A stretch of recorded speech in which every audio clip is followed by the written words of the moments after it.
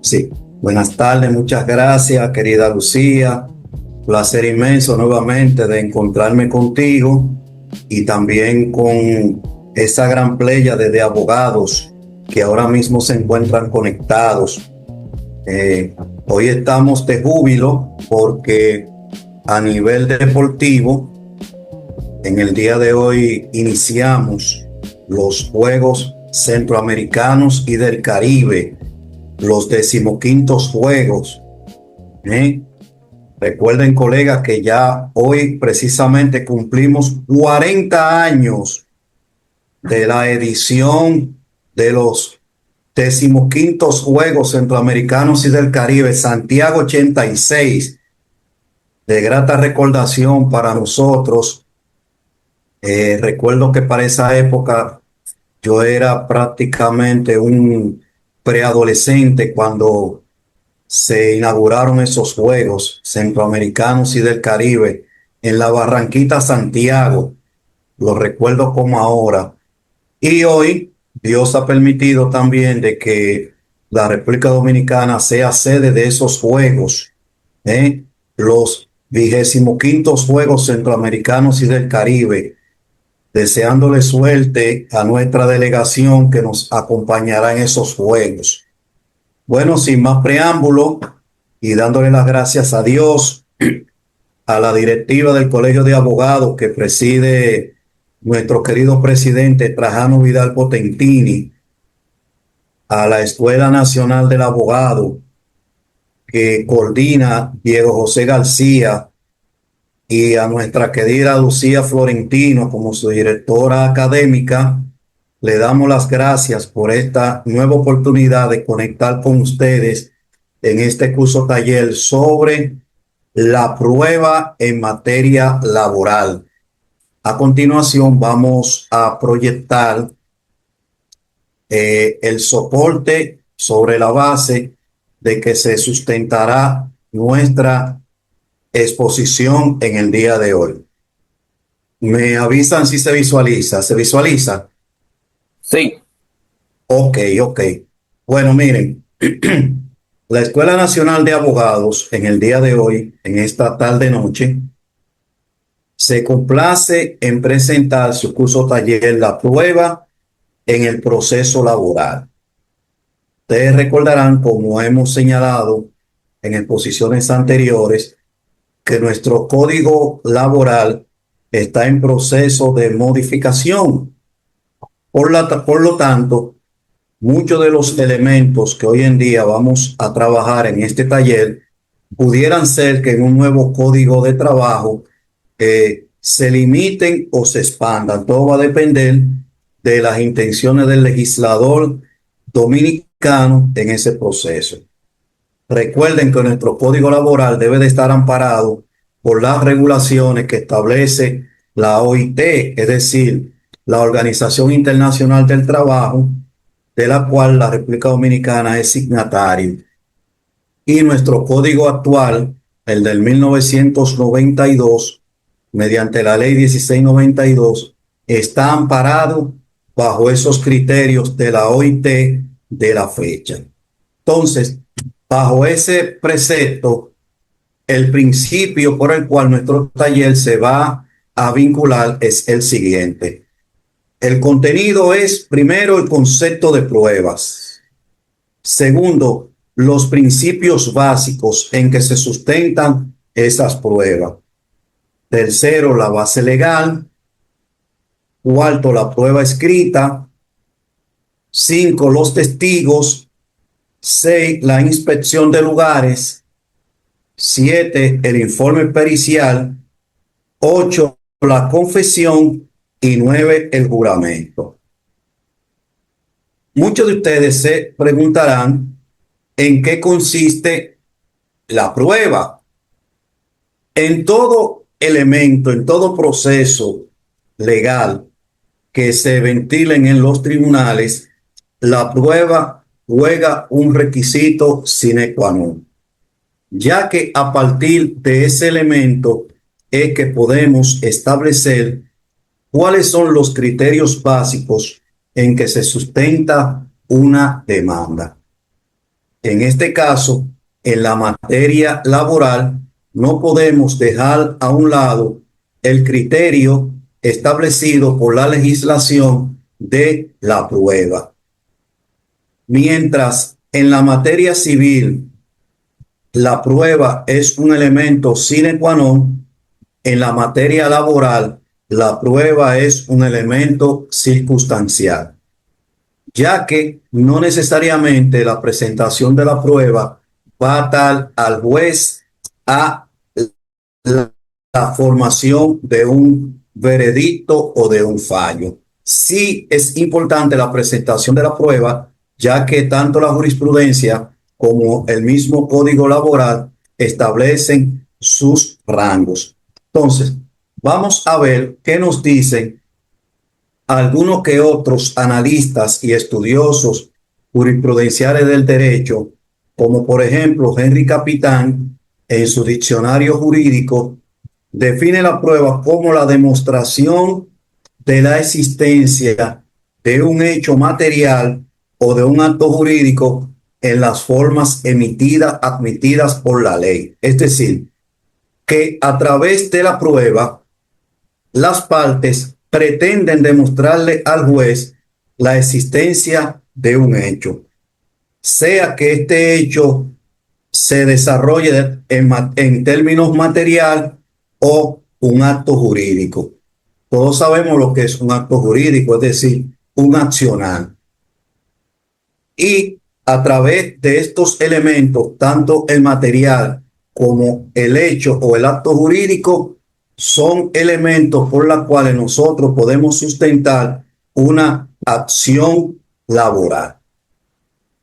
Eric Hernández, él es magistrado de la Corte del Distrito Nacional, la define en su libro de Derecho Procesal del Trabajo como los diversos medios por los cuales llega la inteligencia al descubrimiento de la verdad. Vamos a establecer que cuando el magistrado Eric Hernández habla de la inteligencia, no quiere decir de la sagacidad que tiene el juez laboral para descubrir la verdad del hecho. Es decir, a través de las pruebas, el juez se crea una convicción, un medio que le permite llegar al fondo de la verdad. Lupo Hernández Rueda, uno de los creadores, junto al ex vicepresidente de la República, Rafael Alburquerque, y al ex presidente del Tribunal Constitucional, Milton Ray Guevara, fueron uno de los creadores del Código de Trabajo actual. Lupo Hernández Rueda, como jus laboralista, define la prueba como el medio o procedimiento a través de los cuales se realiza en justicia el establecimiento de un derecho lesionado. Si combinamos las tres consideraciones respecto al concepto de prueba, podemos establecer que este concepto se vincula primero a la existencia de un hecho. Segundo, a la presentación de un medio. Y tercero, el procedimiento a través del cual nosotros la presentamos en justicia. Y en la presentación en justicia, entonces nosotros podemos establecer la lesión a un derecho. Estos son los tres principios básicos sobre el concepto de prueba. La prueba es el elemento sine qua non a través del cual nosotros presentamos en justicia la consumación de un hecho. Entonces, ese concepto de prueba debemos de saberlo manejar en el Tribunal de Trabajo, ya que si no prestamos atención a cómo podemos presentar la prueba, las situaciones dadas en el proceso pueden ser traumáticas para nosotros. Recuerden, presentación de prueba debe de ser, primero, un hecho material. Segundo, promover que la inteligencia del juez lo lleve a conocer la verdad. Y tercero, demostrar que ese derecho fue lesionado.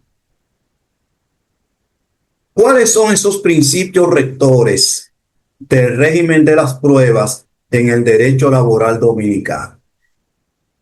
Recuerden que al inicio del taller estábamos estableciendo cuál es el papel que tiene el juez laboral en lo que tiene que ver con la prueba o las pruebas.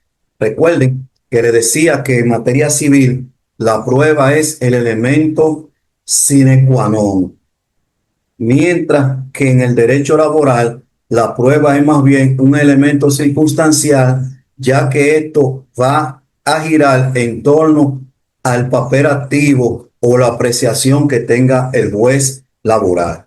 ¿Qué significa eso? Que el juez laboral va a sustentar su decisión no solamente en base a las pruebas que se le presenten, sino también sobre otros elementos circunstanciales del proceso.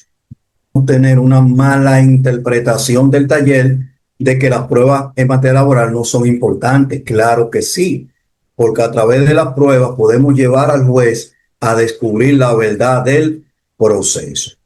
Entonces, uno de los principales principios rectores del régimen de las pruebas en la materia laboral es el papel activo que tiene el juez. El juez, como nosotros decimos popularmente, no solamente está sentado en el estrado escuchando los petitorios de las partes, simplemente, sino también que juega un papel activo.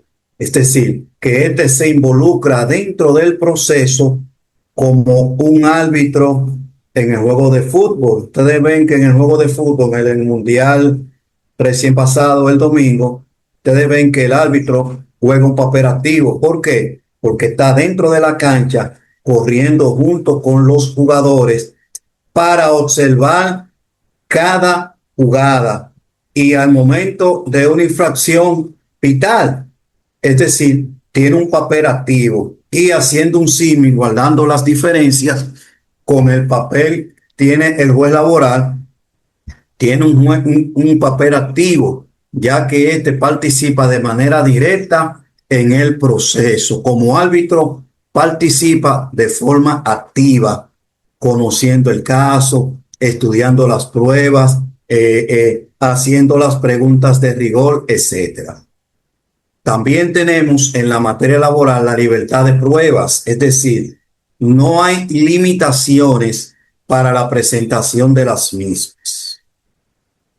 Las pruebas pueden presentarse en todo estado de causa.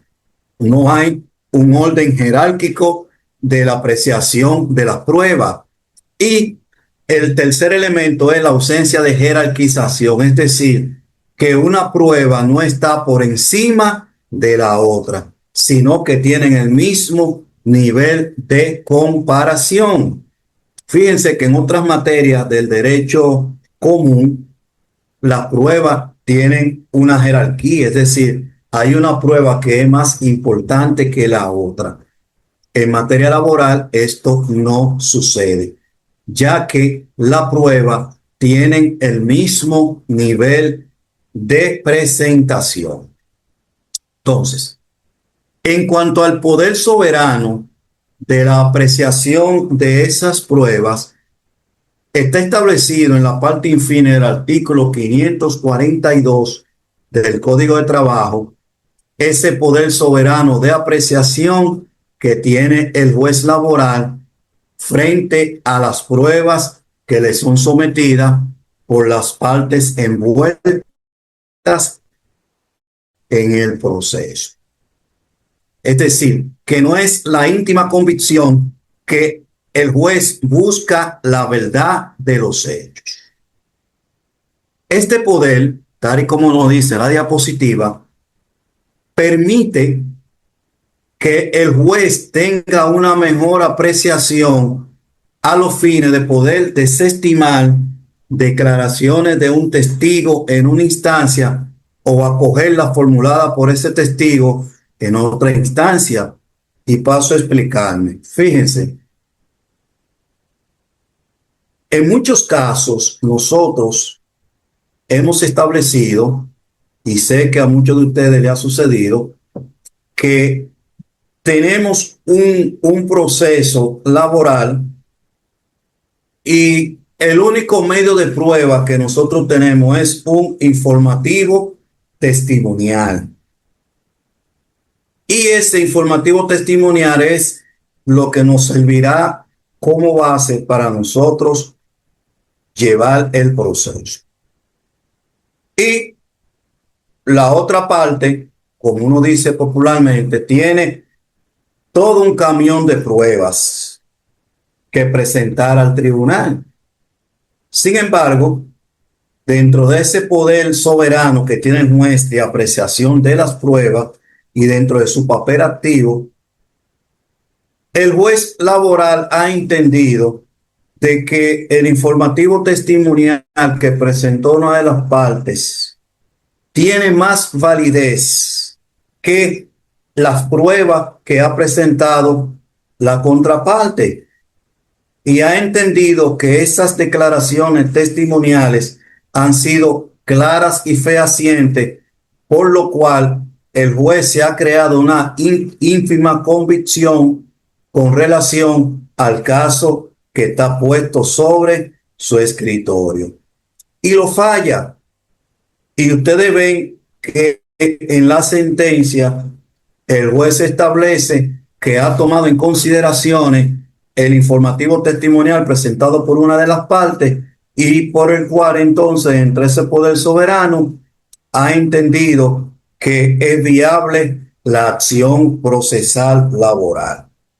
Ustedes dirán, maestro, pero ¿cómo puede ser posible que si yo he depositado en el proceso 15, 20, 30, 40, 50 pruebas que demuestran las faltas cometidas por el demandante, el juez no la tomó en consideración? Sin embargo, el informativo testimonial que presentó el demandante fue suficiente para que me fallaran en contra, como uno dice popularmente. Recuerden que esto sucedió por el papel activo que tiene el juez laboral, ya que éste se involucró de lleno en el proceso y a través de ese informativo testimonial pudo descubrir la verdad del hecho puesto en sus manos. También puede darse el caso que existan medios de prueba por los cuales el juez toma la decisión y el informativo testimonial, el juez entiende que no es lo suficientemente explícito y ese proceso entonces culmina con una sentencia laboral en favor de una de las partes. ¿A qué se debe esto? A que el artículo 542 del Código de Trabajo permite que el juez sea soberano al momento de apreciar esas pruebas. También esto es una combinación del artículo 541 del mismo código, el cual establece la existencia de un hecho o de un derecho contestado. En todas las materias relativas a los conflictos jurídicos puede establecerse por los siguientes modos de prueba. Es decir, el 541 del Código de Trabajo lo que nos establece a nosotros es, primero, que debe de existir un hecho, ¿verdad? Y aparte de ese hecho, que ese derecho sea contestado. Ejemplo, un despido. Un despido, una de las partes entiende que ese despido es injustificado, pero la otra parte entiende que ese despido es justificado. En base al 541 del Código de Trabajo, ya tenemos la existencia de un hecho. ¿Cuál es ese hecho? Bueno, muy sencillo, el despido. En el segundo punto tenemos un derecho contestado. ¿Cuál es ese derecho contestado? Bueno, lo justificado o lo injustificado. Entonces tenemos el despido, el hecho material y el derecho conculcado, si ese despido es justificado o es injustificado. Este elemento se aplica en todas las materias existentes, pero que esos elementos lo vamos nosotros a demostrar a través de qué? De las pruebas. Cuando el código habla de todas las materias, se refiere a que en todas las materias existentes en el derecho común, la prueba juega un requisito sine qua non, para que no vayan a malinterpretar el 541 que dice, pero eso en toda la, eso es, profesor, eso es en toda la materia, entonces no existe jerarquización no existe la no jerarquización de la prueba, como usted dice, no. Lo que pasa es que nuestro código se sustenta también de las normativas del derecho común. Y el 541, esto es lo que nos quiere a nosotros enseñar. Entonces, ¿cuáles son esos modos de pruebas que nosotros tenemos en el derecho laboral? El primero de ellos son las actas auténticas o las actas privadas. Las actas auténticas, como ustedes saben, son aquellas que tienen que ver con la autenticidad del documento y quién es la persona fundamentada para darle autenticidad a un documento. Los notarios, el tribunal y los informes de inspección. Esas son actas auténticas, es decir, aquellas actas que redactan la existencia de un hecho. O las actas privadas, que ya ahí pueden ser un acto entre partes, un acto notarial cuyas firmas son las únicas que han sido notariadas, etcétera. Esas son las actas de tipo privado.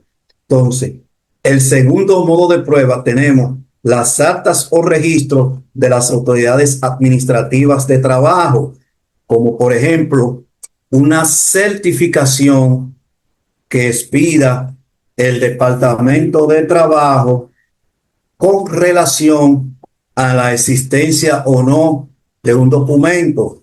Por ejemplo, hablamos de la producción de un despido.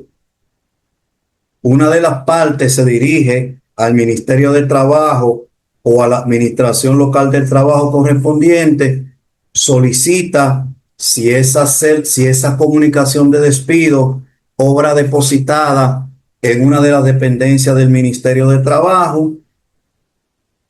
El Ministerio de Trabajo expide una certificación indicando la existencia o no de esa comunicación para entonces presentarla ante el tribunal. Esa es una. Segundo, los informes de inspección, es decir, el informe que levanta un inspector de trabajo con relación a una situación laboral en una empresa o comercio X, también puede ser acreditado como modo de prueba. Los libros, libretas, registros y otros papeles que las leyes o los reglamentos de trabajo exigen a los empleadores o trabajadores. Por ejemplo, Este es un modo de prueba que tenemos, como cuáles. El libro de asistencia. Si usted en un proceso laboral está estableciendo que el trabajador demandante fue despedido por inasistencia continua, bueno, ¿cómo usted va a demostrar eso en el tribunal? Bueno, te lo va a demostrar con qué, con el registro de asistencia, donde aquí usted va a hacer contar la firma del trabajador, donde se establece la hora de llegada y la hora de salida. Con la modernidad que hoy en día tenemos, ese registro también se realiza de forma digital. Ustedes lo han visto, que la persona introduce el dedo a través de sus huellas digital, entonces ahí vamos a llamarle, hace un escáner y se establece la hora de llegada del trabajador y la hora de salida. Eso es un elemento de prueba también. Eh, También la planilla de personal fijo que se deposita en el Ministerio de Trabajo, donde se hace constar en este documento cuáles son los trabajadores que forman parte de esa empresa. Ese también es un mecanismo de prueba. Es decir, todas aquellas cosas que vinculen la labor del trabajador pueden ser presentadas como medios de prueba. Entonces, nuestro código, el 542 en adelante, nos indica a nosotros cuáles son esos medios de prueba que debemos de presentar en un proceso laboral. Modos de prueba. Seguimos con los modos de prueba. Ya aquí tenemos la presentación formal. Por ejemplo, el testimonio, que no es más bien que el mismo informativo testimonial. Es decir, cómo nosotros presentamos un testigo en el tribunal. Recuerden que al inicio de la clase hablábamos de que el testimonio en un momento dado puede vincular al juez en un proceso laboral y este puede determinar si lo que el testigo dice es real o no, independientemente de que usted pueda tener los medios de pruebas a su favor. Es decir, que el juez no necesariamente tiene que vincular todas las pruebas que él tiene a su alrededor, basta solamente con que él entienda que el informativo testimonial es de mayor importancia que las pruebas presentadas. Este testimonio se presenta en el tribunal estableciendo un orden. No es que usted va a ir al tribunal laboral y le va a decir al juez, magistrado, aquí yo tengo mis 15 testigos para presentarlo en el día de hoy al proceso. El magistrado le dirá, bueno, doctor, lamentablemente sus 15 testigos yo no se los puedo escuchar en el día de hoy, ya que usted no cumplió con una formalidad circunstancial para poder presentar ese testigo. Primero, para usted presentar un testigo en la materia laboral, tiene que ser en la audiencia de producción y discusión de las pruebas y el fondo. En materia laboral, tenemos dos tipos de audiencia, saliéndonos un poco del tema para poder entrar y encajar con esta diapositiva. En materia laboral, tenemos dos tipos de audiencia. La primera es la audiencia de conciliación, donde el juez no tiene un papel activo, sino que el juez más bien es un árbitro para dirigir esa audiencia. En esta audiencia, el papel activo lo tienen los vocales. es decir, el vocal que representa a los empleadores y el vocal que representa a los trabajadores. El papel activo del juez en esta audiencia es totalmente neutral. Sí puede promover un proceso conciliatorio, pero su papel se activa ya en la audiencia de producción y discusión de las pruebas y el fondo. En esta audiencia de conciliación, si las partes envueltas no llegan a ningún acuerdo, entonces el juez levanta la correspondiente acta de no acuerdo y prorroga para el conocimiento de una próxima audiencia de discusión de pruebas y fondo. Ya sí, en esta audiencia de producción de pruebas y fondo es que inicia el papel activo del juez laboral. Y en estas audiencias es que se presentan los medios de pruebas. Pero estos medios de prueba también tienen un tipo de procedimiento a seguir. No es que usted, el mismo día de la audiencia, se presenta ante el juez en el magistrado, aquí yo tengo todas las pruebas que demuestran la vulneración del derecho de la empresa o del trabajador. El juez le dirá, bueno, doctor, lamentablemente esos medios de prueba que usted está presentando no pueden ser admitidos porque usted no cursó el procedimiento establecido, y una de las partes envueltas le va a solicitar al tribunal que esas pruebas que usted está presentando en estrado deben de ser excluidas porque usted no cursó el proceso adecuado para que esas pruebas sean admitidas. ¿Comprende la idea? Es decir, que sobre esa base entonces el juez excluirá esas pruebas ya que no cursaron el canal correspondiente para su admisión. Entonces, el testimonio, para usted presentar un informativo testimonial en el tribunal, usted debe primero de hacer una instancia indicándole al juez cuál es el testigo, cuáles son los testigos que usted pretende presentar en audiencia. Entonces, esta comunicación debe de estar acompañada por nombre, apellido, dirección, tipo de funciones que ese testigo realiza, o si no tiene ninguna función, ocupación, etcétera. Y sobre qué base ese testigo va a deponer en el tribunal.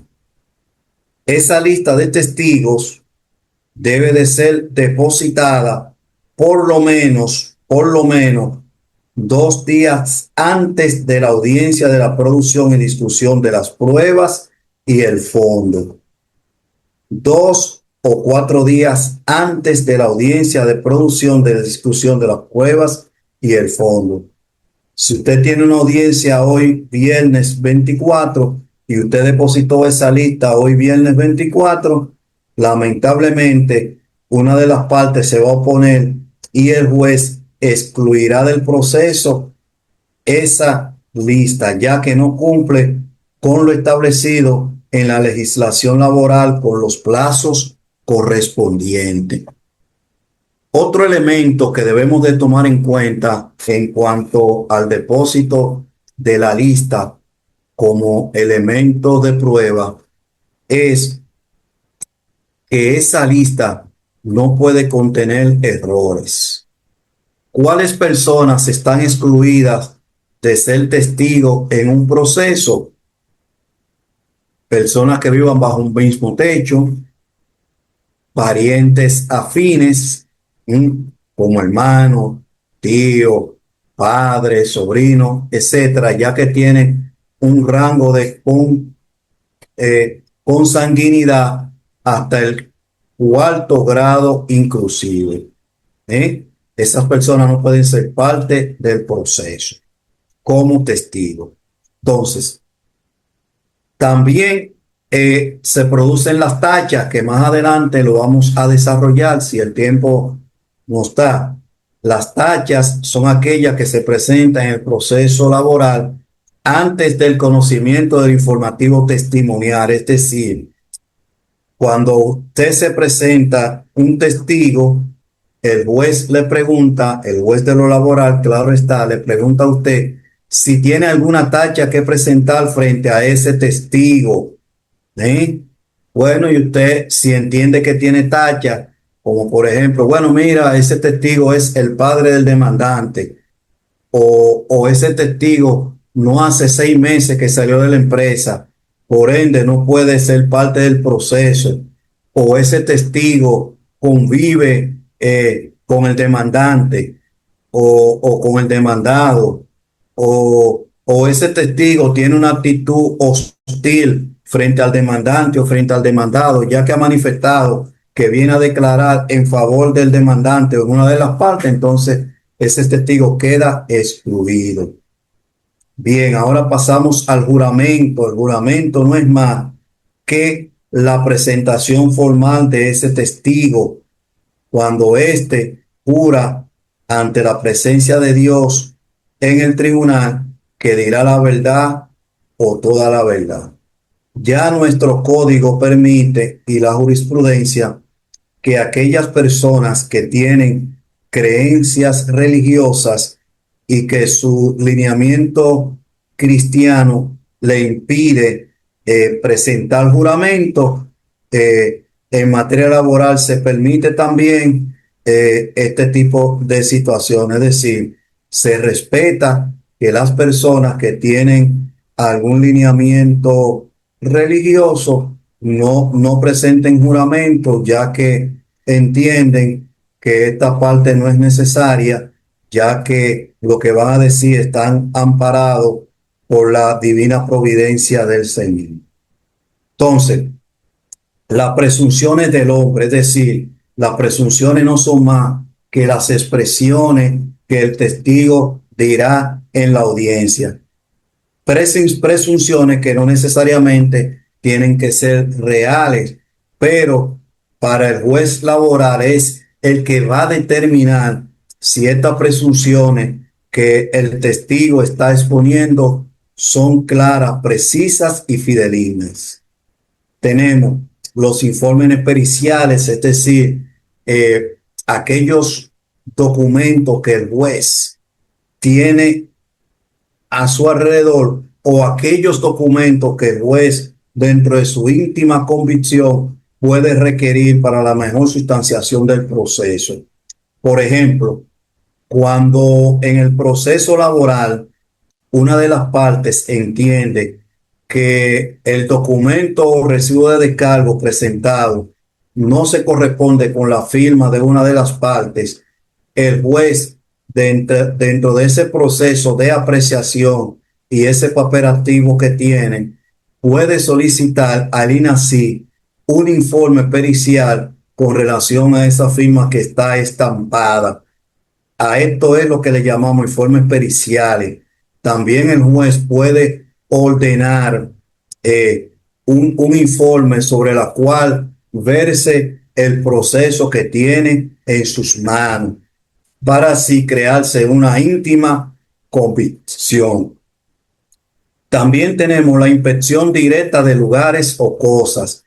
El juez, dentro de todo ese ambiente de papel activo, puede en el proceso, en la audiencia, trasladar el tribunal a otro escenario y allí entonces instalarlo para conocer de manera directa qué sucedió en ese proceso, como también el juez puede ir a inspeccionar el lugar de trabajo o aquellas cosas que le presentan en sus manos, etc. Es decir, esas son las amalgamas que tiene el juez para poder establecer un medio de prueba. Entonces, nos dice aquí, ¿cómo se logra tener una prueba en el proceso? Bueno, el código nos habla a nosotros que tenemos un tiempo para presentar esa prueba y una forma que el mismo código nos dice.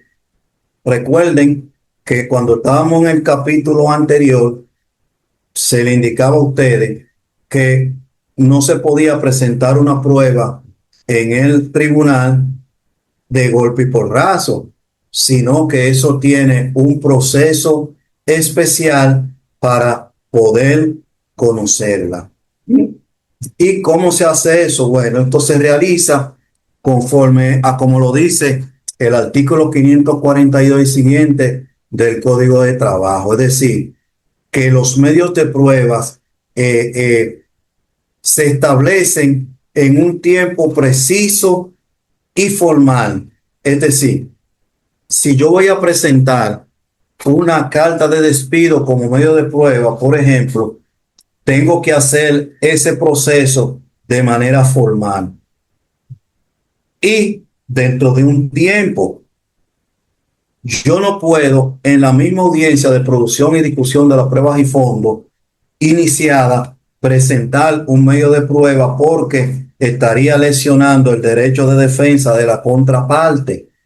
Para esto yo tengo que agotar un procedimiento especial que establece el 542 y siguiente del Código de Trabajo. ¿Cuál es ese procedimiento? Una instancia mediante la cual yo estoy sometiendo al rigor del tribunal esas pruebas. Y esas pruebas debo de hacerlas en un tiempo establecido. ¿Cuál es ese tiempo establecido? Antes de la audiencia de producción y discusión de las pruebas y el fondo. Escuchen bien, antes de la audiencia de producción y discusión de las pruebas y el fondo. Yo puedo presentarla el mismo día, pero antes de subir a estrados.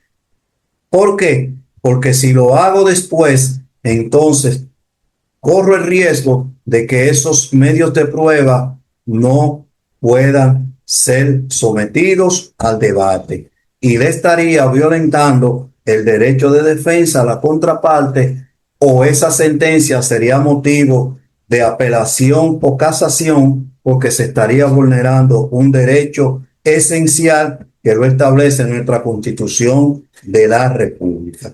Entonces, el 542 y siguiente del Código de Trabajo es claro y preciso en que esos medios de prueba deben de presentarse siguiendo un orden, una forma, un requisito, y que deben de ser presentados en el tiempo establecido, es decir, antes de la audiencia de producción y discusión de las pruebas y el fondo.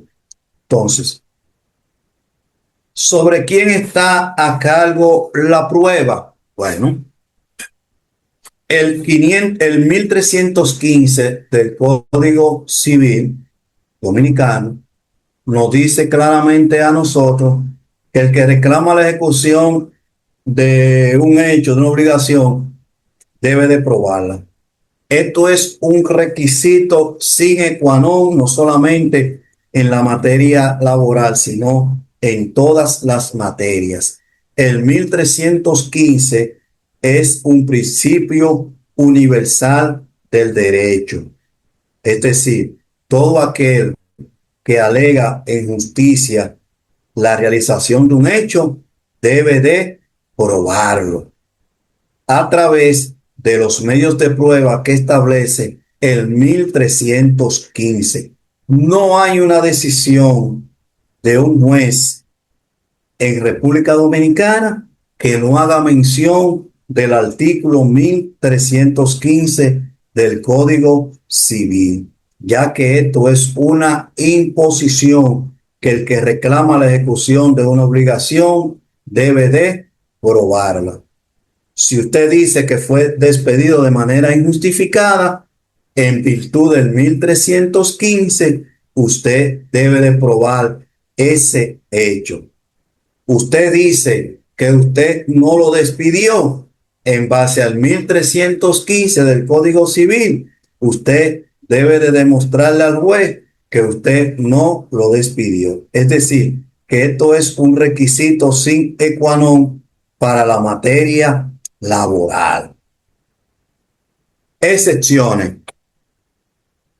El Código de Trabajo, en el artículo 16, dice cuáles son los medios de prueba por los cuales el trabajador está exento de presentar en el tribunal, ya que este medio de prueba es difícil para el trabajador poder obtenerlo. Y por ende, entonces, en virtud de esta presunción, la carga de la prueba, el trabajador queda exento de presentarla. ¿Cuáles son esas? Por ejemplo, la planilla de personal fijo. La planilla de personal fijo de todas las empresas, no necesariamente el trabajador está en la obligación de tenerla en sus manos, ya que esto es un elemento de prueba de la percepción directa del empleador. Es él quien tiene ese elemento de prueba, por lo cual el trabajador no necesariamente tiene que tenerla en sus manos. Otro elemento de prueba por la cual el trabajador está exento de presentar es el contrato de trabajo. Si el contrato de trabajo se hizo por escrito, no necesariamente el trabajador debe de tenerlo en su poder, ya que las presunciones del contrato de trabajo para el juez laboral se estima que este lo tiene. ¿Por qué? Porque puede existir tanto contrato de trabajo de manera verbal como contrato de trabajo por escrito. ¿Qué significa este? Que este elemento de prueba el trabajador está exento. Basta con que él diga que se violentó su contrato de trabajo. Donde va a radicalizar la discusión es si ese contrato de trabajo se realizó o no se realizó, o si existió o no existió ese contrato de trabajo. Otro elemento de pruebas también que el trabajador está exento es el que tiene que ver con las bonificaciones, ya que o la participación de los beneficios de la empresa, como nuestro código lo define, pero popularmente nosotros decimos bonificaciones. Esto es un elemento también que el trabajador está exento de presentar, ya que estos son los beneficios que tiene la empresa, de los cuales el trabajador no necesariamente tiene que tener conocimiento de ello. Miren, volviendo a la diapositiva anterior, en cuanto a los medios de prueba,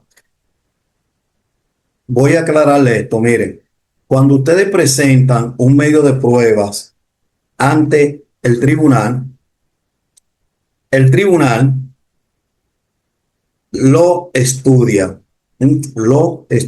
lo verifica.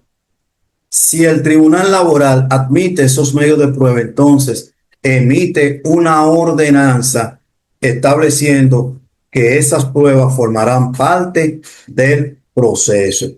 Y ahí entonces cae el principio de derecho de defensa, es decir, no se vulnera el derecho de defensa que tienen las partes, ya que esos medios de prueba fueron sometidos al rigor del tribunal y el tribunal, ya que usted cumplió los requisitos básicos del 542 y siguiente del Código de Trabajo, admitió esos elementos de prueba y ya usted en su escrito de conclusiones al fondo o en su escrito de oposición a que esas pruebas sean presentadas, usted tiene esa oportunidad de establecerle al juez laboral por qué usted no está a favor de que esas pruebas sean admitidas.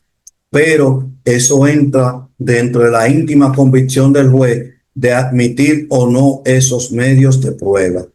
Cuando la admite, el juez establece mediante ordenanza que esas pruebas formarán parte del proceso laboral. Hablamos de las excepciones, que son aquellas en las cuales el juez laboral entiende por la misma legislación que el trabajador está exento de presentarla en el tribunal. Entonces, las pruebas en sí. Las pruebas escritas las encontramos en el capítulo segundo, en los artículos 543 y 547 del Código de Trabajo. Es decir, estas son las bases legales de la prueba escrita, que más adelante nosotros, recuerden, hablamos de ella al inicio de nuestro taller. Entonces, esa prueba escrita consiste en que el artículo 543 del Código de Trabajo nos señala a nosotros cuáles son esas pruebas escritas que ya arriba la establecimos, como las actas auténticas privadas, los actos o registros, las autoridades de trabajo, etcétera, que está de más que volvamos a argumentar sobre ella, porque al inicio del taller hablamos de cuáles son esos modos de prueba escrita, que ahora están sustentadas en el artículo 543 del Código de Trabajo.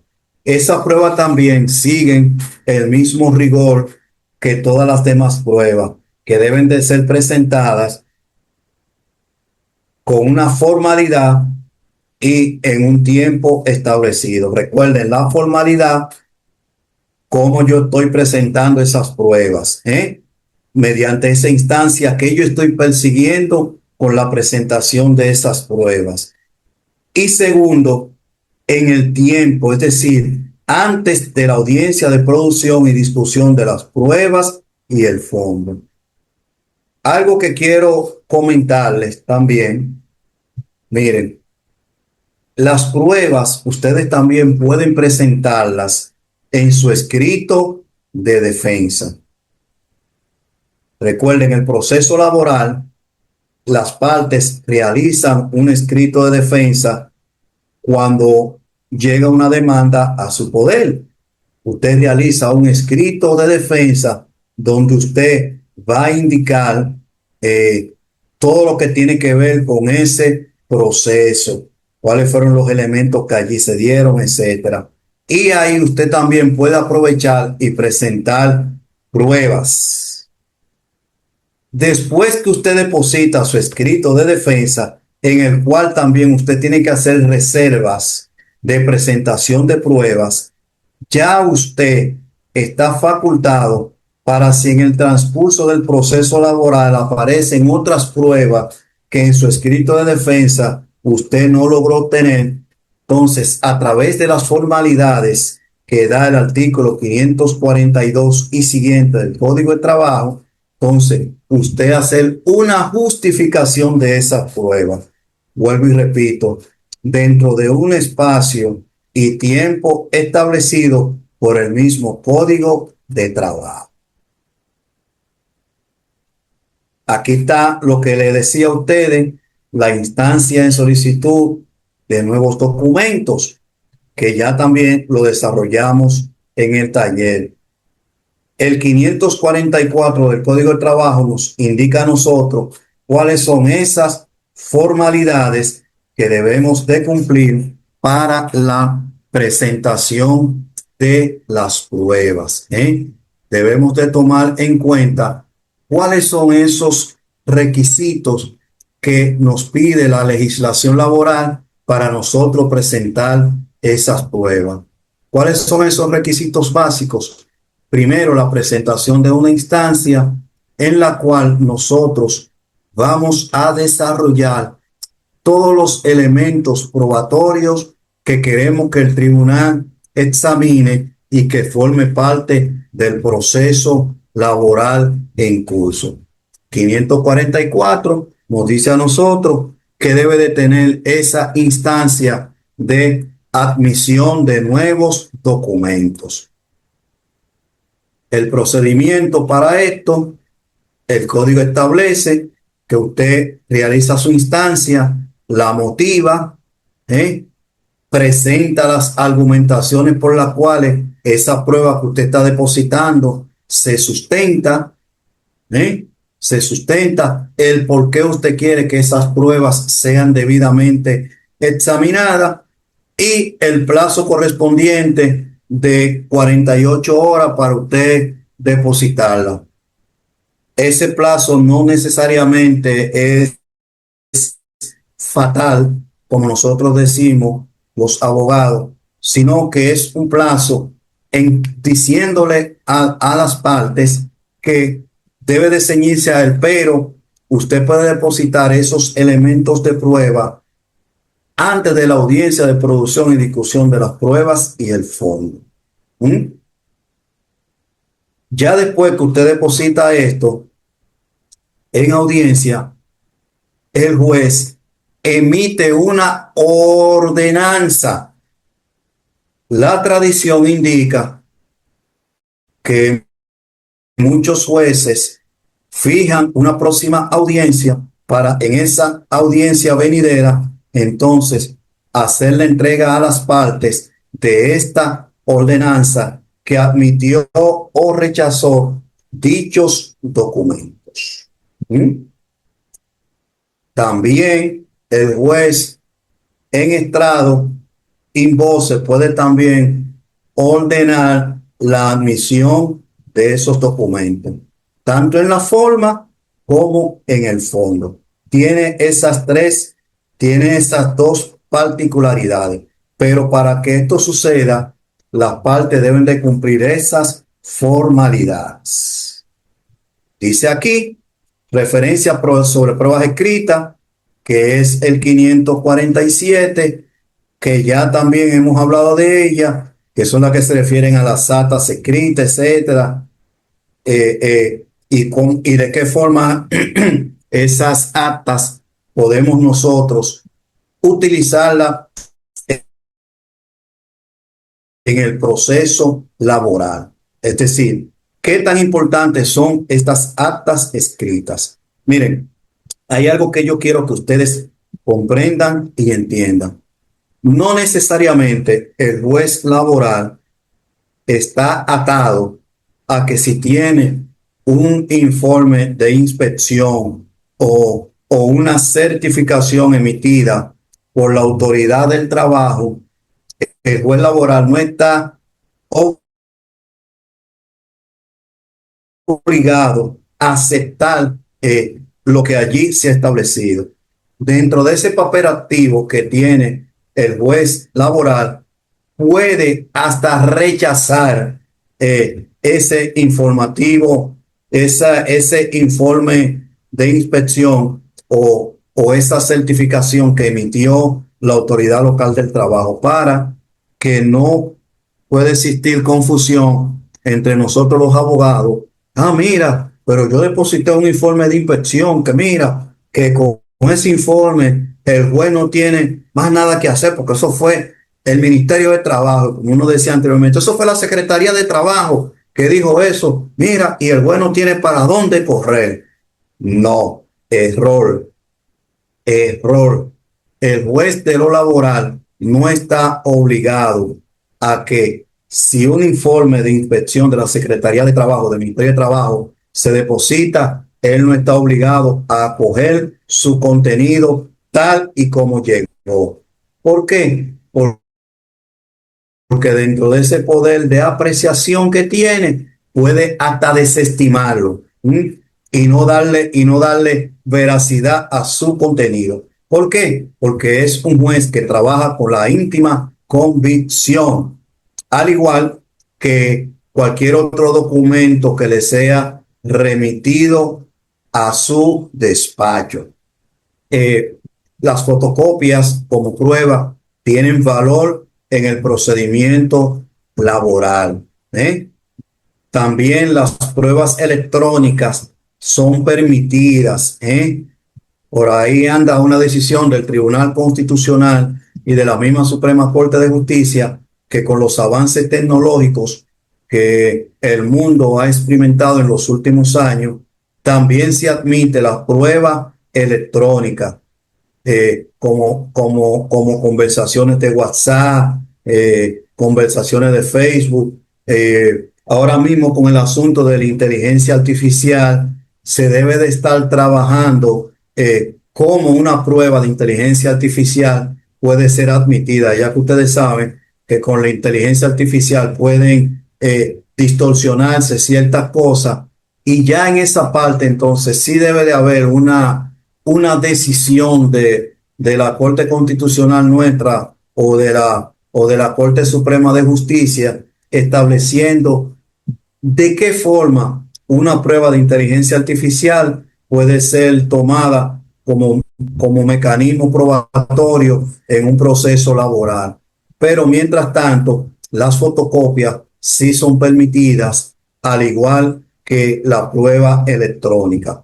Todavía no hemos llegado a la admisión de la prueba por inteligencia artificial. No sé si vamos a tomar un receso a las 7:30. Parece que nuestra querida Lucía, esa parte se escapó.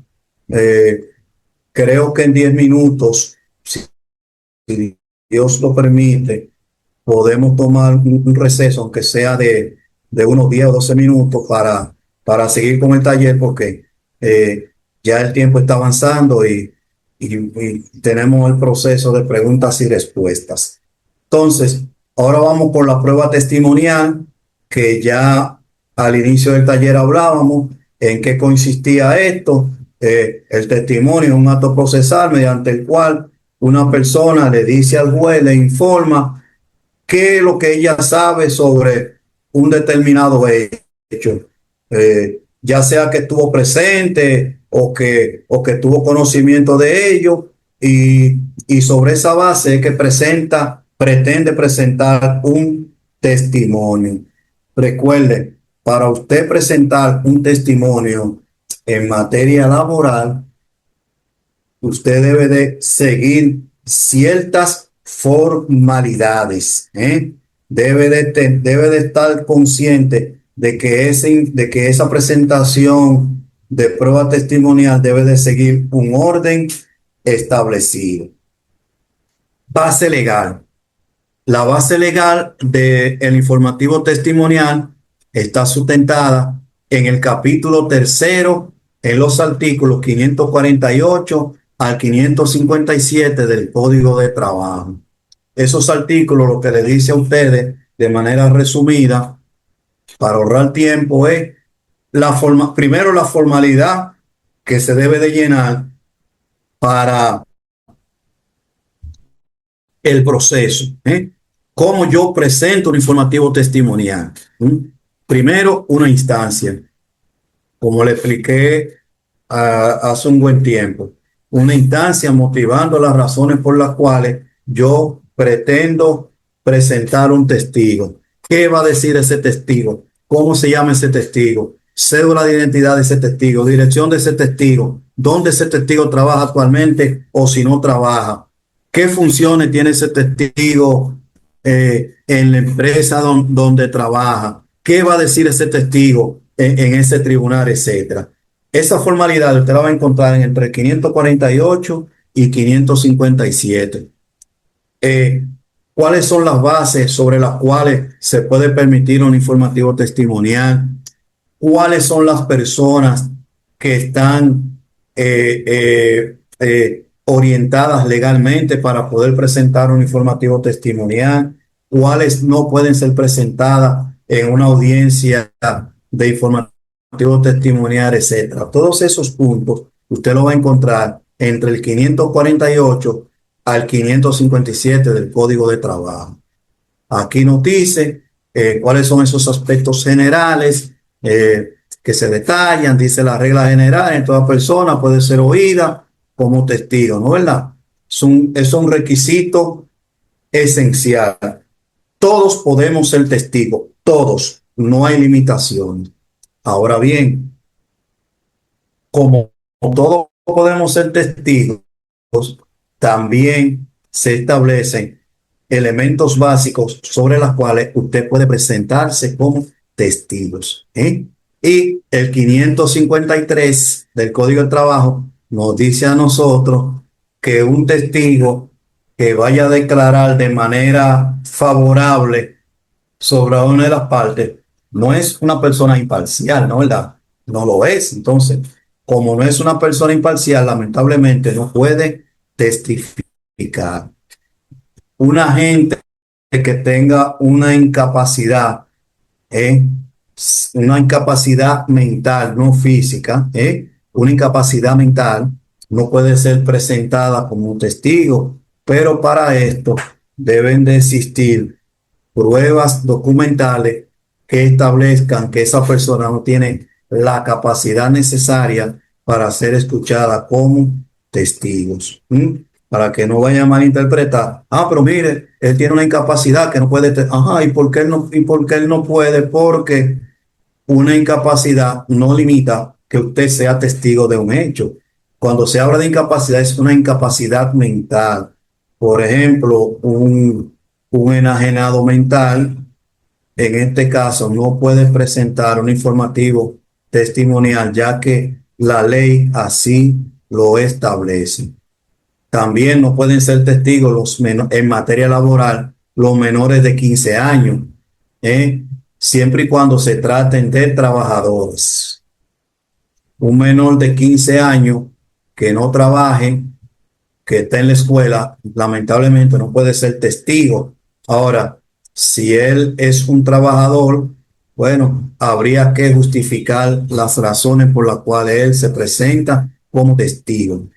Aquí también nos dice el hecho que una empleada 6 meses antes de ser despedida se presenta, no puede. ¿Por qué? Porque el código así lo indica. Entonces, obligaciones del testigo, el juramento promesa decir la verdad, número de testigos. Las obligaciones del testigo, ustedes saben muy bien que esas obligaciones se sustentan en que ese testigo va a decir la verdad y que la va a sustentar sobre la base del hecho del cual él dice conocer, del cual él estuvo presente en el proceso. El juramento promesa, ya lo hablamos, que es cuando el testigo se presenta ante el juez y promete decir la verdad y toda la verdad del caso que él conoce. Si es una persona que profesa la fe cristiana, no está obligado a presentar juramento. Ya la Suprema y el Tribunal Constitucional se han referido al respecto, que permite la presentación de estos tipos de testigos. Número de testigos, la ley laboral establece que este número se circunscribe a un máximo de 3, a un máximo de 3, porque sería entonces infinito el proceso, una lista de testigos de 15 o 20 personas, ya que en la materia laboral los elementos para presentación de un testigo, vamos a decir que no son simples, pero que son elementos en los cuales con dos testigos que se presenten prácticamente van a versar sobre una misma posición, no necesariamente con los mismos puntos y las mismas comas en el lugar, pero que pueden tener una coherencia exacta que la presentación de 15 testigos. En materia laboral solamente se permiten como máximo 3. Condiciones de audición de los testigos. Aquí el juez establece un mecanismo de cómo esos testigos pueden ser escuchados. Es decir, se presentan en la sala de audiencia, el juez indica si hay testigos para deponer, si hay testigos, si hay dos testigos, el juez lo que ordena sacar a esos testigos de la sala y solamente deja al que va a ser escuchado. ¿Para qué se hace esto? Bueno, para evitar que los demás testigos que se quedaron en la sala escuchen ese testimonio y no se convierta en un careo o en que el testigo, al escuchar la otra declaración, entonces pueda ordenar nuevamente sus pensamientos y variar la confesión. Entonces, en ese contexto, el juez laboral ordena salir de la sala a todos los testigos, tanto del demandante como del demandado, y solamente ordena que en la sala se quede el testigo que va a ser escuchado. Tan pronto ese testigo es escuchado, entonces el ministerial o el alguacil, por la lista que ya ha sido aprobada y calificada por el juez, entonces ese testigo eh, es llamado, depone y ya se queda en la sala. ¿Por qué? Porque ya hubo un primer testigo que testificó, viene el segundo, testifica y así sucesivamente y se van quedando en la sala. Requisitos de forma. Dice aquí que cada lista debe denunciar, tal y como le manifesté anteriormente, los nombres, profesiones, eh, sobre qué base el testigo va a deponer, cuáles son los elementos que este testigo tiene para presentar en el proceso, etcétera. Entonces, tan pronto tenemos esa lista, la depositamos en el tribunal y el día de la audiencia de discusión de las pruebas y el fondo, entonces el juez verifica si se cumplieron las formalidades de rigor o si una de las partes envueltas tiene algún elemento que presentar para objetar esa lista. Si no hay objeción, si la lista cumple todas las formalidades establecidas por la ley, es decir, 48 horas antes de la audiencia, entonces la lista de testigos se presenta y es validada por el tribunal. ¿Mm?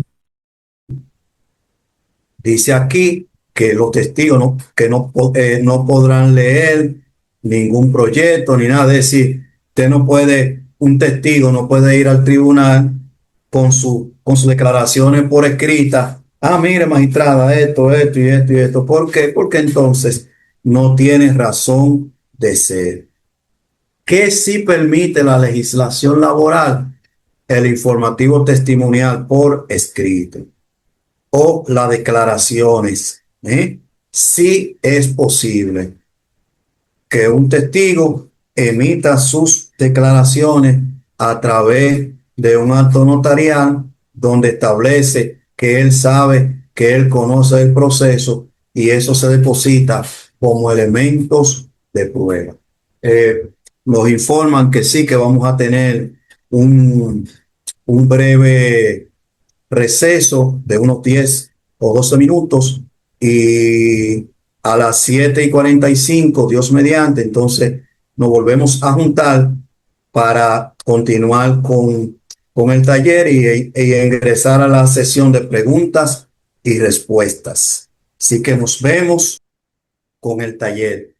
Ahora vamos a pasar a lo que son las tachas. Las tachas no son más que los medios sobre los cuales entendemos que un proceso laboral, el testigo no puede presentar declaraciones. Es un poder soberano que tiene el juez para apreciar estas tachas.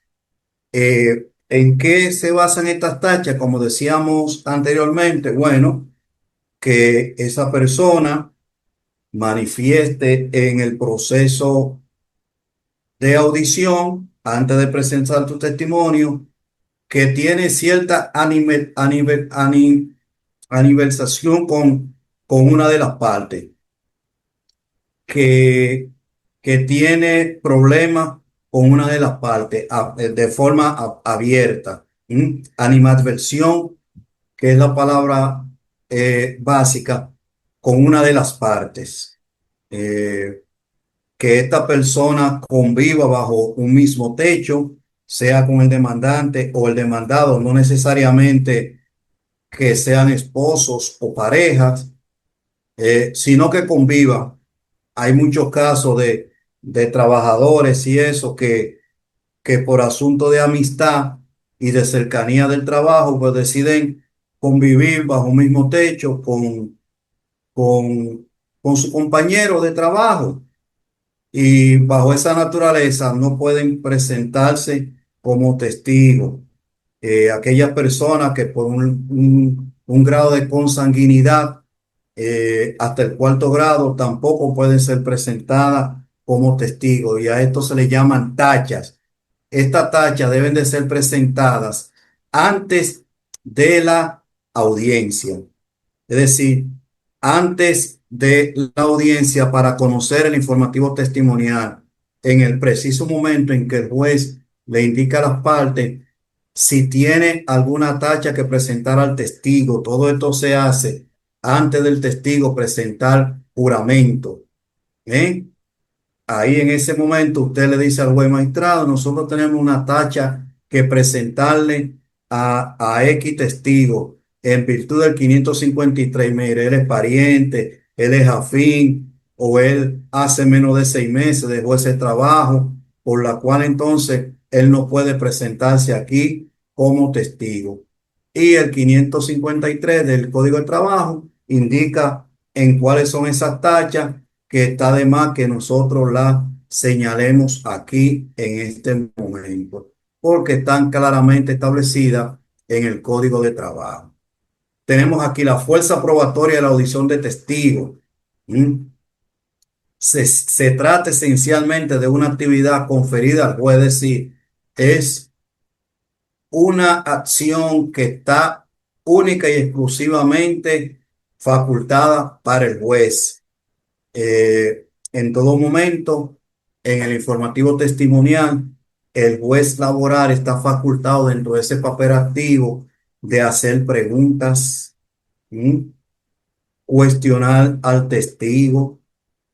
No importa que usted sea el que tenga la palabra, usted como parte demandante o demandada, el juez puede interrumpir el informativo y dentro de ese papel activo que tiene, hacer él las preguntas del lugar. ¿Mm? También los vocales tienen facultad de preguntar siempre y cuando el juez así lo ordene. Recuerden que en la audiencia de producción y discusión de las pruebas y el fondo, el juez es quien dirige la audiencia. Las preguntas se dirigen a través del juez y el juez le ordena al testigo que responda la pregunta que una de las partes hizo en el proceso. Recuerden que el informativo testimonial es un medio de pruebas por el cual el juez laboral lo va a valorar y ponderar. Inspección directa a los lugares o cosas que ya establecimos a qué se refiere, que es un medio de prueba en el cual el juez, dentro de su íntima convicción, entiende que para tener mejor sustanciación del proceso, debe de trasladar el tribunal al sitio o el lugar donde aconteció el hecho, siempre y cuando las circunstancias así lo ameritan. Eso es una de las facultades que tiene el juez laboral. ¿Quiénes pueden solicitar esto? De que el tribunal se traslade al lugar donde ocurrieron los hechos. Bueno, dentro de ese papel activo que tiene el juez, el mismo juez puede ordenarlo de oficio, puede decir, mire, en virtud de que esto es un hecho de trascendencia, que aquí en el tribunal es difícil poder crear una idea de lo que sucedió, de oficio vamos a trasladar el tribunal al lugar donde sucedieron los hechos. Y allí entonces el tribunal se va a instalar, toga, birrete, secretario, vocales, partes, etcétera. También, ¿quiénes pueden hacer esta solicitud? Los trabajadores, los empleadores y los intervinientes forzosos o voluntarios. Y los vocales, en un caso excepcional, son las personas que pueden solicitar el traslado del tribunal a un lugar en específico. Todo esto está amparado en lo que establece el artículo 88 del Código de Trabajo, que ya esa parte la hemos trabajado. Entonces, aquí habla en qué momento el tribunal puede ser trasladado, como ya le dije, al lugar donde se ejecutaron los trabajos, es decir, donde estos fueron realizados, sea un taller, fábrica, dependencia, etcétera, a cualquier otro lugar que tenga vinculación con la prestación o realización del trabajo, el servicio, o llevar las cosas al tribunal, es decir, aquellos elementos que nos decía el 588 que pueden ser vitales, llevarlo entonces al tribunal para que allí sean examinados. Para que aquí sean examinados. El procedimiento, bueno, es el que establece el mismo código, es decir, el juez emite una ordenanza en la cual se establece dónde va a funcionar el tribunal en ese momento, es decir, establece una serie de procedimientos básicos para el conocimiento de esta audiencia. Ya en la audiencia se debe de seguir el mismo rigor que en el tribunal, es decir, toga, birrete, corbata negra, camisa blanca, etcétera, etcétera, porque el tribunal se va a desplazar al lugar de los hechos y allí se va a constituir. Es decir, allí el tribunal se va a integrar. Aquí está el texto de la ley que habla con relación a, a ese elemento básico, que es el 558 y el 556, sobre las cuales se establece que esto será una audiencia de producción y discusión de las pruebas y el fondo. Aquí nos habla el 561 sobre la disposición directa a esos lugares y de qué forma deben de realizarse. Aquí un ejemplo práctico de cuando el tribunal se dirige a los lugares para hacer la inspección y constituirse aquí. Dice, aquí deben de estar presentes los abogados del empleador, del trabajador, el juez, eh, los señalamientos con relación a la medida, la hipótesis, etcétera. Es decir, todo lo que tenga que ver con el proceso que se está llevando a cabo. Los informes periciales, que son aquellos que se sustentan sobre la base de inspección, tales como lo que tienen que ver con el informe de inspección que dicte un inspector de trabajo, las certificaciones que emite el Departamento de Trabajo, etcétera, etcétera. Es decir, todos aquellos informes que tienen que ver con la administración pública o un informe de peritos ordenado por el mismo tribunal. Entonces, ¿quiénes pueden solicitar estos informes? Las partes, el trabajador, el empleador, el interviniente forzoso voluntario o el juez de oficio. Recuerden ese papel activo que tiene el juez. Este puede ordenar o solicitar un informe pericial sobre un hecho en específico. Todo esto se fundamenta en virtud del 564 del Código de Trabajo. Dice, ¿cómo puede ser ordenada? Mediante una ordenanza o en audiencia, es decir, mediante una ordenanza, que es lo más tradicional. El juez emite una orden al departamento o ministerio u organismo correspondiente solicitándole ese informe. Por ejemplo, cuando el juez ordena un informe pericial de al INACIP de la Procuraduría, eh, mediante una ordenanza le solicita que ese documento sea evaluado o en la misma audiencia, a petición de las partes o el mismo juez de oficio, decide mediante sentencia in voce ordenar al INASI que ese documento sea valorado para determinar la veracidad o no del mismo. ¿Qué debe de indicar? Bueno, el nombre del perito, es decir, cuál es la persona o institución encargada para hacer este acto de peritaje. El juez también puede sustituir a quien pueda hacer ese peritaje por otra persona con mayor capacidad o lineamiento, etcétera. Todo eso está dentro del poder activo que tiene el juez. El objeto sobre la cual quiere que se haga ese examen, por qué el juez, cuál es el propósito que tiene el juez de que ese documento que va al INASI sea valorado, por qué le está pidiendo eso. Para él sustentar su íntima convicción de que si ese documento es valedero o no. Eh, Todo esto debe de ser presentado el día y la hora del juramento del perito designado. ¿Eh?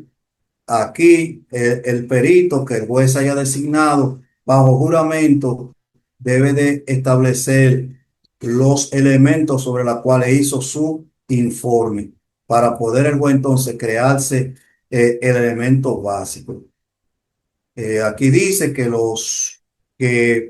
los mayores de 16 años pueden fungir como peritos siempre y cuando tengan las condiciones para ello, las condiciones y el conocimiento necesario para poder presentar un informe pericial de calidad, el cual el juez pueda tener el fundamento básico. El procedimiento es prácticamente el mismo que las demás materias que el juez presenta, el que va a hacer la inspección inmediatamente termina su informe, debe de prestar juramento e indicarle al juez la base sobre las cuales éste hizo su acción de peritaje. La categoría del informe, este se va a sustentar en la manera y el estilo en que este se ha desarrollado, pero debe de hacerse conforme al 567 del Código de Trabajo. La confesión, que es el acto mediante el cual una de las partes dice de manera voluntaria o por pregunta de otro qué conoce de este hecho y qué vinculación éste tiene con el mismo. ¿Quiénes pueden solicitar la confesión? Lo mismo que en los demás puntos básicos, las partes, el juez de oficio, el proceso operativo, el trabajador, el empleador y los intervinientes forzosos o voluntarios. Miren, ustedes han visto ya en varias diapositivas que se establece intervención forzosa o intervención voluntaria. Estos son principios básicos del derecho laboral que permite que un tercero que no forma parte del proceso, pero que tiene una vinculación esencial, puede participar en el mismo. El Código de Trabajo así lo prevé y estos intervinientes, sea el voluntario o el forzoso, participan en el proceso laboral.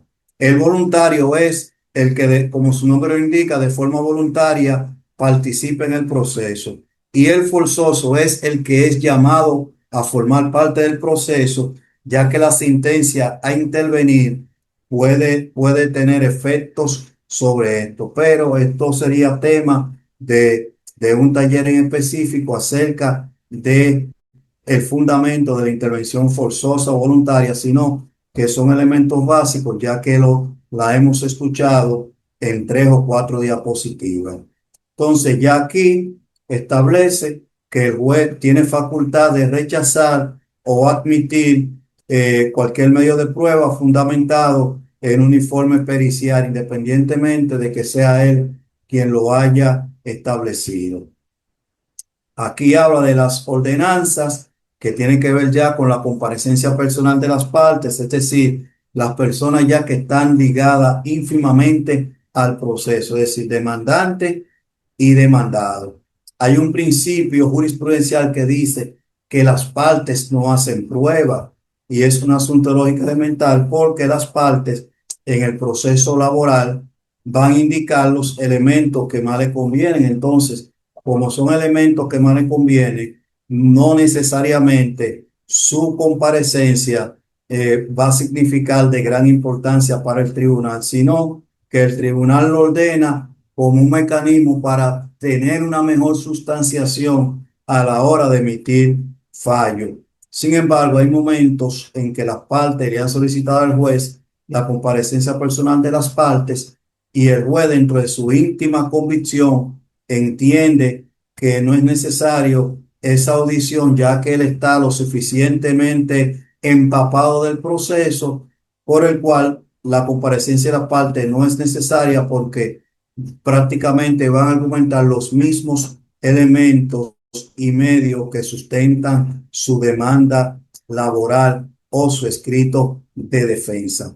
Aquí habla de qué sucede el día de la audiencia de comparecencia de las partes y de demandado del demandante, que esto se presenta, hacen su, no es un informativo para que no tengan confusión, la comparecencia personal de la parte no es un informativo, sino que es una relatoría de los acontecimientos que se encuentran en la demanda. Por eso es que dice que las partes no hacen pruebas en el proceso laboral. Todo esto se fundamenta en virtud del 575 en adelante. Ya aquí hemos hablado del juramento, la base legal del juramento en virtud del 583 al 584 del Código de Trabajo. Aquí no habla del juramento decisorio, que es el que se difiere a una de las partes adversas, es decir, cuando una de las partes dice que va a motivar sobre un hecho en específico. Esto está en el artículo 542 y 550 y tanto en adelante del Código de Trabajo. El juramento supletorio es aquel que se sustenta sobre la complementación de una prueba en la cual el juez entiende que es insuficiente y por la cual la misma no debe de ser tomada en consideración. Bueno, mis amados colegas, eh, hemos concluido esta parte del taller, dándoles las gracias por las atenciones prestadas y en este momento, antes ya de cerrar, vamos a dar paso a la sección de preguntas y respuestas. Que esas preguntas sean formuladas básicamente con relación al tema de las pruebas, no a que mire, yo tengo un caso, ¿qué usted cree? ¿Cómo usted cree que yo debo de dirigir este caso? Porque esto es un espacio académico, oye, un espacio académico en la cual estamos conociendo cómo presentamos una prueba, no un espacio para tratar casos personales. Así que iniciamos con Ricardo Guerrero. Ricardo Guerrero, te escuchamos, soporte técnico. Dale la guía para que Ricardo Guerrero pueda contactarse con nosotros. Te escuchamos, Ricardo. Si Ricardo no está disponible, entonces nos vamos con Wendy Barrero. Wendy, te escuchamos. Wendy, te escuchamos. Soporte técnico, José, José Cuello, José Cuevas, perdón, José Cuevas, José Cuevas, Maestro, le voy a José, habilitar el teléfono a todos, el micrófono, ¿verdad? sí, Pero que lo abran en el orden que usted le dé. Bueno, y soporte técnico, iniciamos con Ricardo Guerrero, que tiene Déjame la mano quitarlo. levantada. Ricardo Guerrero, Un segundito. Ya pueden abrirlo. Ricardo Guerrero, Buenas noches. Ricardo, te escuchamos. Buenas noches. Ricardo, Hello, Él buenas está noches. hablando. Muy bajito el del. Ricardo, Él está hablando, maestro. no le escucho a Ricardo. Dele paso a otro porque él tiene el micrófono muy Ok, bajito. Wendy Barrero, Sí, bendiciones para todos. ¿Me escuchan? amén. Sí, te Sí. escuchamos. Claro y preciso, Wendy. Amén. Maestro, una pregunta.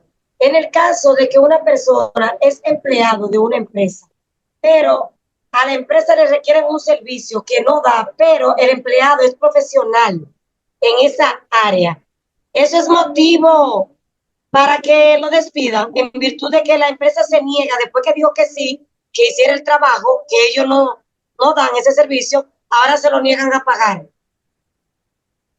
Recuerda que la ley laboral establece clara y taxativamente que si un trabajador manifiesta tener unas habilidades y, como decimos popularmente en República Dominicana, y en el camino se demuestra que él no tiene esas habilidades que dice tener, eso es una causal de despido justificado.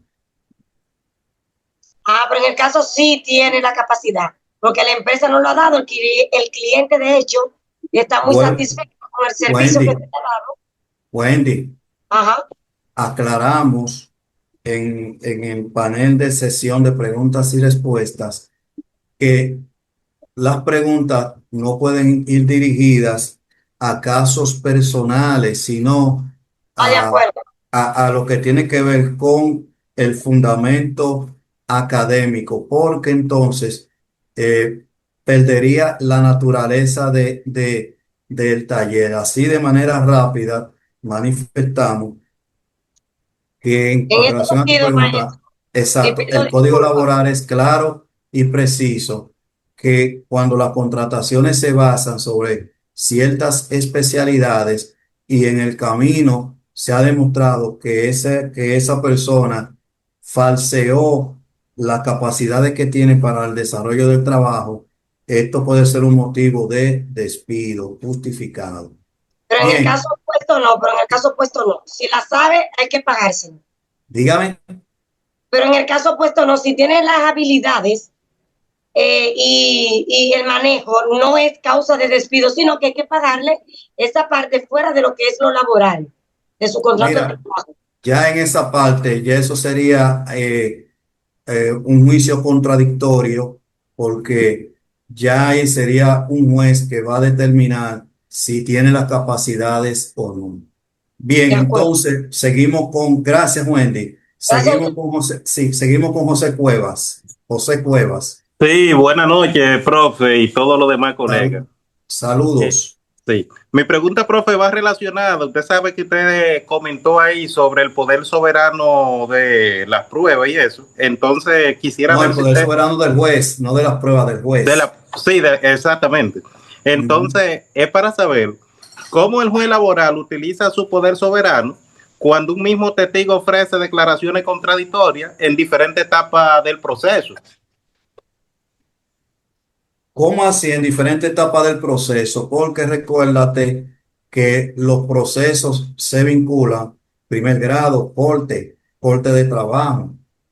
Sí, No porque puede, no puede haber disparidad en ese aspecto. O usted lo que quiere dejar de entender es que un juez, perdón, un sí. testigo del demandante, un ejemplo, uno dice una cosa y el otro dice otra. Voy en esa tesitura, sí. Ajá. Bueno, como es en ese contexto, recuerda que el juez laboral, dentro de ese papel activo, puede rechazar una declaración y asumir otra.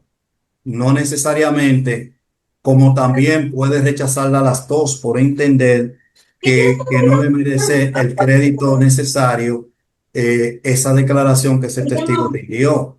Es decir, que todo eso entra dentro del poder de apreciación de prueba que tiene el juez laboral para poder determinar si un informativo testimonial es más fiable que otro.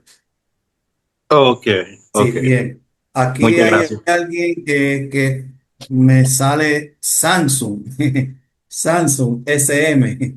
Vamos contigo e identifícate, por favor. Buenas noches. Sí, Buenas. sí, Buenas noches. te escuchamos. Buenas. Sí, te escuchamos. Rocío, Filanice ¿no? Martínez, Filanice Martínez de este lado. Ah, ok, Excuse, no le pude sí. poner el nombre Ah, porque ok. me ha sacado en diversas ocasiones. Sí, te escuchamos. Te escuchamos. Te escuchamos. Yo Bien. no he levantado la mano, maestro. No tengo Bueno, preguntas. sí, Rocío Salvador y Andra Peña. Sí, buenas noches. Sí, te escuchamos. Salvador de este lado. Ajá, Y Andra Peña. sí. Yo tengo una... Ah, ¿quién dice primero? Yo estaba primero. Está Ok. bien, le escuchamos. Te escuchamos. Mi pregunta es la siguiente. No sé si estaría fuera de contexto, pero se está dando actualmente, principalmente en la zona hotelera, cuando las mujeres terminan el posparto, que van a ingresar a trabajar, ese mismo día la están despidiendo. ¿Eso es viable? Vuelvo y te digo, mira, la legislación laboral en esa parte protege lo que se llama el descanso y postnatal. Ya esa consideraciones que estás emitiendo se sale dentro de lo que es nuestro taller de preparación de las pruebas. Ok, perdón. En ese contexto, cuando situaciones así se estén dando, lo más lógico y prudente es llamar la participación de el Ministerio de Trabajo para que tome cartas en el asunto y haga entender a los empleadores qué dice nuestra legislación laboral con relación al descanso y postnatal. Y Andra Peña, sí, a tu orden, sí. Y Andra Peña, Sí, buenas noches, maestro. ajá, Excelente ponencia. sí, te Eh, escuchamos. la verdad es que soy muy nueva en esta área, o sea, en toda el área de derecho, está en exploración. Yo quisiera saber, con relación a la recolección de pruebas que usted mencionaba al principio, cuando una persona está despedida, por ejemplo, el caso que usted planteó de despido injustificado, y para eso uno busca la prueba de la lista de asistencia. Si están en una empresa privada, ¿cómo uno puede adquirir esa prueba de asistencia?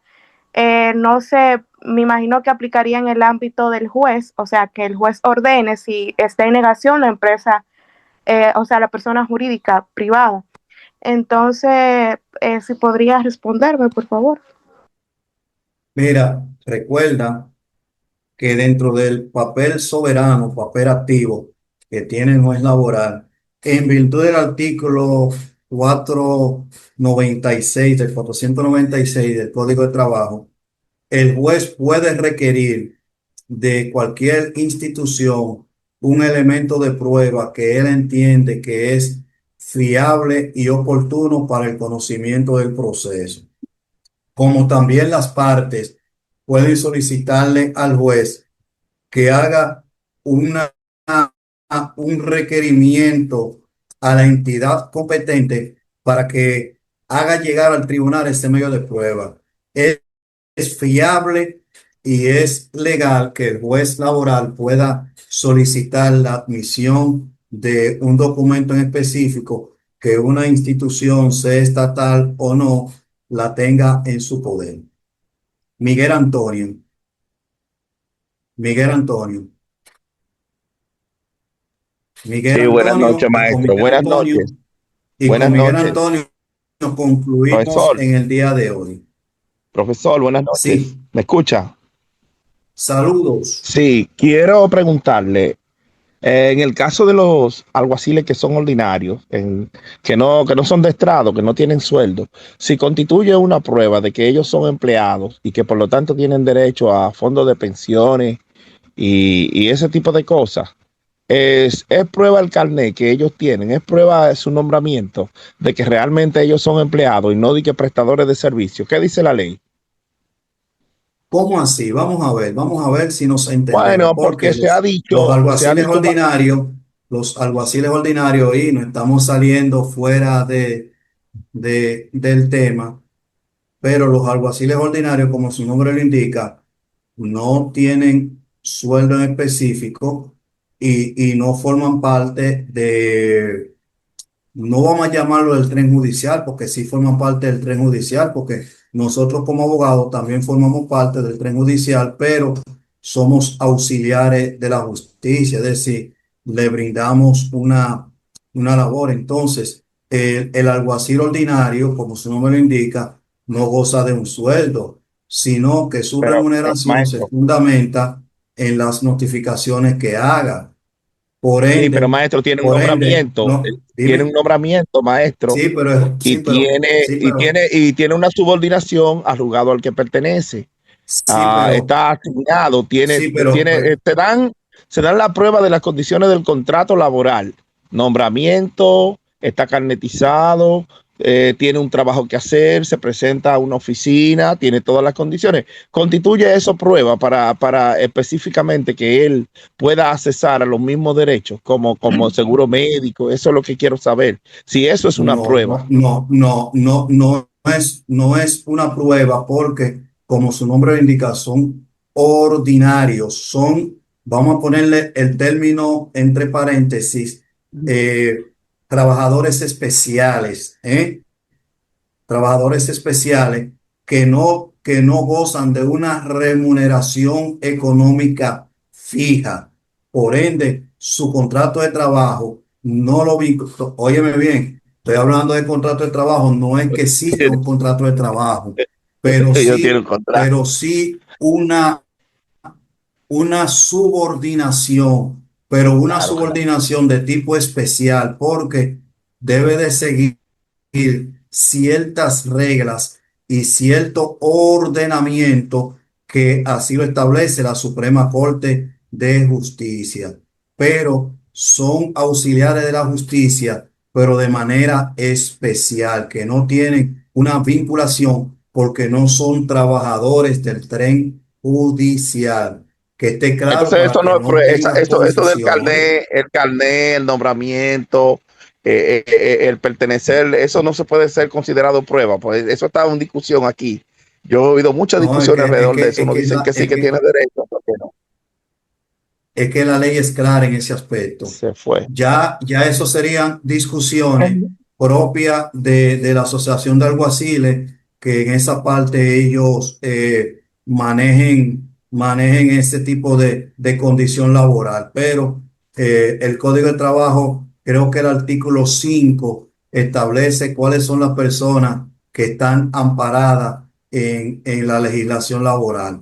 Ya esos serían elementos propios del Tribunal Superior Administrativo, que ya la asociación queridos alguaciles son los que deben de tomar carta en el asunto ante esa inquietud que usted tiene. Parece que usted es alguacil. Bien, entonces, Profe, permítame terminando, una pregunta que tengo. dígame. Permítame realizar una pregunta que tengo desde ahorita y no me...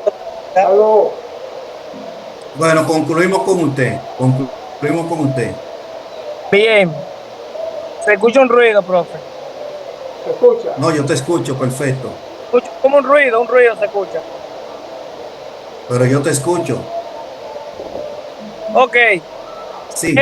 profe, si una empresa procede a despedir a un trabajador, pero en la carta de despido, que es la carta esencial que justifica el despido, y en la carta la empresa comete el error de solamente decir, la empresa ha decidido prescindir de su servicio porque usted ha incurrido en falta grave contemplada en el artículo 88 y escoge 5 ordinales. Vamos a poner 4 ordinales del artículo 88. Pero dentro de la carta no especifica la relación de hecho que puede vincular el derecho violentado según la empresa. Solamente la transcripción del derecho con sus causales. El artículo del 88 con sus causales. Y procede a efectuar el despido. Y deposita la carta en el Ministerio de Trabajo en el plazo de las 48 horas que establece la ley. Pero entonces yo procedo a demandar de manera injustificada y en la fase de conciliación el abogado que representa a la empresa no deposita un escrito de defensa, tampoco en la audiencia de discusión de prueba de fondo, tampoco logra demostrar el despido, ni deposita elementos de prueba que justifiquen el despido, pero tampoco deposita en el plazo de los 15 días que establece el tribunal para el escrito ampliatorio, tampoco deposita ese escrito de conclusión ampliada, ni aún así para justificar o subsanar el despido, cómo demostrarlo. Pero entonces el tribunal falla y lo condena a una suma de dinero de 300,000 pesos, condenándolo en virtud del artículo 95 a los 4 salarios ordinarios o los 6 salarios que el tribunal estime o entienda.